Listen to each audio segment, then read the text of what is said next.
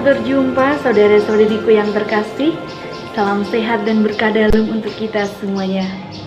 Hari ini, Selasa 18 April 2023, Selasa dalam Paskah yang kedua.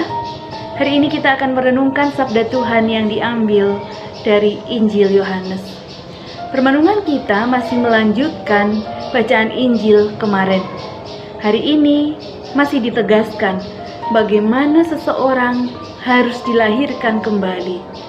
Kita diundang oleh Tuhan untuk mengalami hidup yang baru di dalam roh. Permenungan ini membuat saya teringat perjumpaan saya dengan seorang teman. Waktu itu kami sedang berbincang-bincang dan tiba-tiba ayah saya menelpon saya dan dia melihat nama di ponsel saya ini tertulis my father. Setelah selesai telepon, teman saya ini mengatakan, "Suster, memanggil ayahnya my father."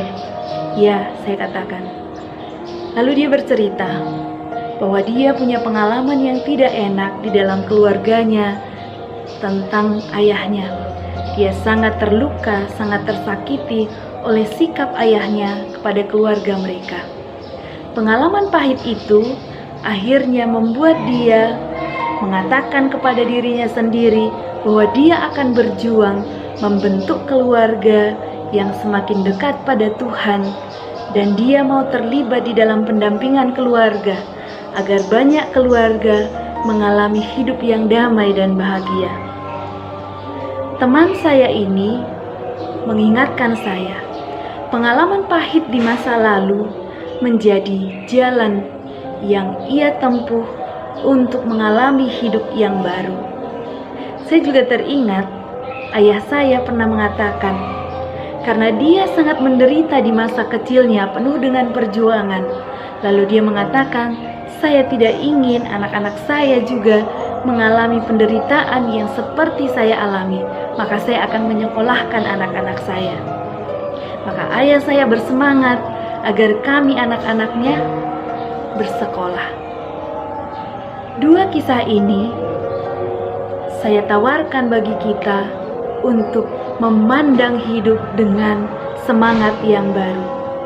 Mungkin dari kita ada pengalaman-pengalaman yang tidak mudah di masa lalu, tetapi pengalaman itu diajak agar menjadi batu loncatan bagi kita, batu pijakan bagi kita untuk berani keluar dan akhirnya tergerak untuk mengalami hidup yang baru. Hari ini juga diingatkan bagaimana orang-orang ketika memandang ular tembaga akhirnya diselamatkan.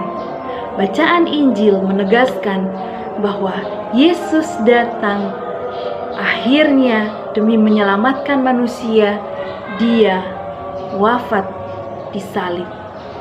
Setiap orang yang berani memandang salib, memandang Yesus yang tersalib, di sanalah ia akan mengalami hidup yang baru. Maka marilah kita memandang salib hidup kita masing-masing. Setiap pengalaman-pengalaman tidak enak, tidak nyaman, perjuangan, kesulitan, saya percaya adalah cara Tuhan yang ingin dibuktikan, dinyatakan untuk mengangkat kita menjadi pribadi yang lebih baik. Syaratnya, kita berani memandang pengalaman itu dan menatapkannya pada salib Kristus. Hari ini mari kita lihat di mana Tuhan menginginkan kita untuk menjadi lebih terbuka di dalam pengalaman-pengalaman yang tidak enak, tidak nyaman, dan juga peristiwa sulit di dalam hidup kita. Dan marilah kita menatapkannya pada Yesus agar ia memberkati. Berkah dalam. Tidak sadar